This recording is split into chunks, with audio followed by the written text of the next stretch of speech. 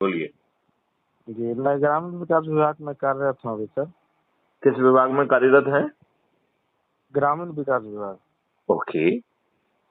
जी, 1-2 बार आपसे पहले बात हुई है सर। ओके। और सर आपका पटना वगैरह में कहीं का कभी है आना का प्रोग्राम? देखिए, क्योंकि मुझे यहाँ बुलाने का बहुत आसान तरीका है कि वहां पे कोई आयोजन कर लीजिए लोगों हाँ को जी। जोड़ने के लिए और मुझे आमंत्रित कर लीजिए, मैं पहुंच जाऊंगा। अच्छा। मतलब रादर देन वेट करें कि मैं पन्ना पटना आऊंगा फिर ऐसा होगा तो वो बेकार की बात है। अच्छा, पहले मैं और यहाँ लोग हाँ, यहाँ लोगों को इकट्ठा करिए। और दूसरी बात तो मैं ये चाहूंगा कि आप जितने जल्दी हो सके स्कूल कॉलेज और बाकी संस्थाओं से बातचीत करिए तो जो है जी। लोगों को जोड़ने में आसानी होगी। और आपको निर्णय ये लेना है कि आपको अपने बच्चों को अच्छा भारत देना है कि नहीं देना है, क्योंकि आज के जो राजनेता हैं वो अच्छी सोच और चिंतन के साथ नहीं आए हैं, उनका कोई ध्येय नहीं है आपको अच्छा भारत देने का। हम्म, इस बात को मानते हैं आप? बिल्कुल वो तो जान रहे हैं सर। तो फिर आज नेताओं नेताओं के कारण ही हम नहीं, लोग का फिर जो है। किसके सहारे हम बैठे हुए हैं? क्या हम जिहादियों का इंतजार कर रहे हैं कि हमारी मेहनत से कमाई हुई संपत्ति पे वो कब्जा करें, हमारे ही सामने हमारी माँ बेटी बहनों को जो है ना बेआबरू करें और उन्हें अपनी बेगमें बनाएं? क्या हम उस क्षण का इंतजार कर रहे हैं? यदि आपको इतना सरल मॉडल मिल गया है कि आपको ना कोई जुलूस निकालना है, ना कोई धरना देना है, ना कुछ करना है, और मात्र 9 दिन में आप 100 करोड़ होकर माननीय नरेंद्र मोदी जी को मजबूत भी कर पाएंगे और मजबूर भी कर पाएंगे, और वो यदि नहीं मानते हैं तो उन्हें रिप्लेस भी कर पाएंगे, लेकिन आपको 21 महालक्ष्यों के साथ महापरिवर्तित भारत मिल जाएगा, जिसमें अपराध मुक्त और भ्रष्टाचार मुक्त भारत भी होगा, जिसमें टैक्स मुक्त और कर्ज मुक्त भारत भी होगा, जिसमें 5 सर्टेनिटी होंगी, बिना थाने जाए एफआईआर दर्ज होगी, 15 दिन में वो साक्ष्य इकट्ठे हो सकेंगे जो आज की पुलिस सोच भी नहीं सकती है, वीडियो बेस्ड ट्रायल सिस्टम के माध्यम से अधिकतम 30 दिन में न्याय मिलेगा और साथ में धन की वर्षा भी होगी। 5 फंडामेंटल राइट भी आपको मिलेंगे, जिसमें रोजगार का फंडामेंटल राइट, स्वास्थ्य का फंडामेंटल राइट, भोजन का फंडामेंटल राइट, शिक्षा का फंडामेंटल राइट और समृद्धि का फंडामेंटल राइट भी मिलेगा। फिर हम किस सोच और चिंतन में खोए हुए हैं? क्या हम अपना और अपने बच्चों को अच्छा भारत नहीं देना चाहते हैं? इस विवेचन से शैलेंद्र सिंह जी आप कहां तक सहमत हैं? अब सर मैं तो देख रहा हूँ सर कि हम लोग के पूर्वजों ने फ्रीडम फाइटर थे हमारे दादाजी। ये उस गुलामी को दास्ता के तोड़ कर स्वतंत्रता सेना ने हमको आज़ाद भारत दी।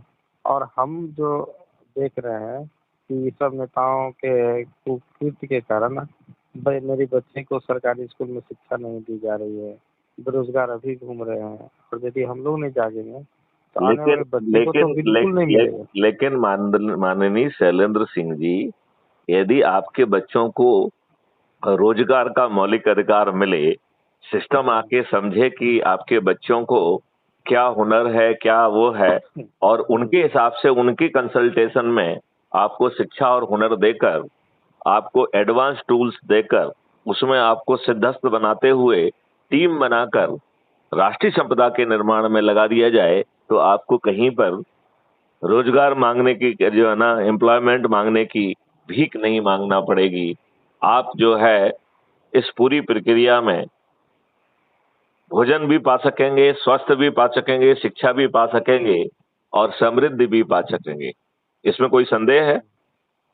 नहीं, संदेह नहीं है सर। और मैं कह रहा हूँ सर कि कुछ आपके पास पॉम्पलेट से या कुछ ऐसे चीज होंगे जिसको प्रिंट आउट करा करके मैं हम बहुत लोग को बहुत दे सुंदर सकूं। बात है, वो सब मिल जाएंगे। आप जो है गूगल पे crime free Bharat web portal लिखिए और हम्म, आपको हमारी वेबसाइट मिल जाएगी, जिसमें कि हम्म, डॉक्यूमेंट्स हैं, प्रेजेंटेशन हैं। हालांकि मैं आपको अभी क्राइम फ्री भारत मिशन के वो डॉक्यूमेंट भी भेज दूंगा। हम्म। ठीक अभी है। सर हमारे यहाँ जिस तरह गांधी जी आए, चंपारण सत्याग्रह किए, सड़क अब पर आप उन आए सब चीजों को छोड़ दीजिए, तो जो भूतकाल में हुआ, हम्म, इतिहास को अब छोड़ दीजिए आप। हम नया भारत बना पाएंगे तो हम इसने ये किया, उसने वो किया, भाजपा ने ये नहीं किया, कांग्रेस ने नहीं किया, इन सब चीजों में गांधी जी ने ये किया, नेहरू जी ने ये किया, वो जो है ना हिंदू थे नहीं थे, वो मुस्लिम थे, इन सब चीजों में क्यों पड़े? यदि हम महापरिवर्तित भारत अपनी शक्ति से जमीन पर उतार सकते हैं और अपने राजनेताओं को मजबूर कर सकते हैं, और वो नहीं मानेंगे तो उन्हें रिप्लेस करके हम स्वयं उस व्यवस्था को जमीन पर उतार पाएंगे। और जो भागीरथी लोग अधिक से अधिक लोगों को जोड़ने की इस प्रतिस्पर्धा में इसमें अपना रोल अदा करते हुए मेरिट लिस्ट में आएंगे, वो मेंबर ऑफ पार्लियामेंट भी बन जाएंगे, मंत्री भी बन जाएंगे, और उनकी भी ये जरूरत नहीं होगी कि वो मठाधीश बने। वो जो है 21 महालक्ष्य और 5 फंडामेंटल राइट को देने से रोकने की क्षमता उनमें भी नहीं होगी। मॉडल में वो सब बारीकियां हैं, वो सब शक्तियां हैं कि जो बाद में ये लोग जो है दुष्ट ना बने, ये लोग गड़बड़ी ना करें, ये भी मॉडल में इनबिल्ट है। अब मेरे ख्याल से सैलन सिंह, हम बात को यहीं विराम देते हैं और आप मेहनत करिए, लगिए, क्योंकि इसमें ना तो हमारा पैसा लग रहा है, ना हमें जुलूस निकालना पड़ रहा है, ना धरना देना पड़ रहा है, ना कलेक्टर, एसपी, मंत्री, मुख्यमंत्री, प्रधानमंत्री को ज्ञापन देना पड़ रहा है, ना किसी कोर्ट कचहरी, हाई कोर्ट, सुप्रीम कोर्ट में पिटीशन लगाना पड़ रही है, ना रेल रोको करना पड़ रहा है, ना चक्का जाम करना पड़ रहा है, ना जंतर मंतर पे धरना देना पड़ रहा है। फिर क्या हम शपथ लेके, संकल्प लेके छोटा सा काम भी नहीं कर सकते हैं? यदि हम एक छोटा सा काम नहीं कर सकते हैं सैलन सिंह जी, तो हमें अच्छा भारत पाने का और अपने बच्चों को अच्छा भारत देने का हमें कोई हक नहीं है, और हमें वो कभी नहीं मिलेगा।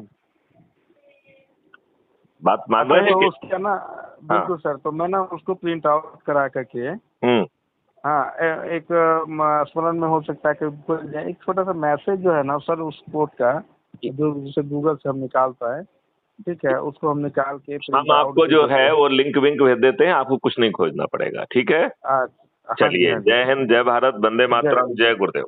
वंदे